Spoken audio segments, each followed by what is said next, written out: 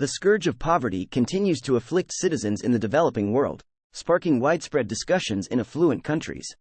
Yet, it is unreasonable to solely indict rich nations for inciting poverty in these struggling regions.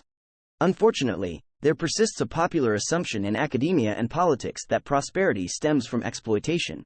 However, a closer examination of history casts serious doubt on this argument. In the ancient world, imperialism was the norm, but no imperialist power achieved long-term growth as described by economist Joseph Schumpeter. Even in the cases of ancient Rome and Greece, bouts of economic progress fizzled out despite their pursuits of empire. It became evident that the expansion of a national treasury through tribute from conquered states did not necessarily translate into superior living standards for ordinary people. The wealth of a state does not serve as a proxy for individual prosperity. Surveying history, it becomes clear that the pursuit of economic extraction does not lead to lasting prosperity. In fact, countries with a history of exploiting others often find themselves poorer than their peers. Take Benin in Africa, for example.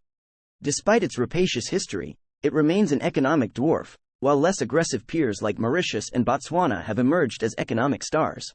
Similarly, the Ivory Coast experienced some of its best years when it embraced pro-market policies. Turning to Europe, we find that empire proved to be a costly endeavor for Sweden. It was only after the collapse of its empire that Sweden became the envy of the world. The economic success that coincided with Swedish imperialism was actually the result of governance and economic reforms, rather than empire building itself. Japan, too, experienced a late glory of empire, but like other examples, the evidence shows that it ultimately burdened the nation. Exploiting other countries through political clout is not a strategy for success. Indeed, history reveals that many poor countries have transitioned into affluence by embracing commerce rather than chasing colonies.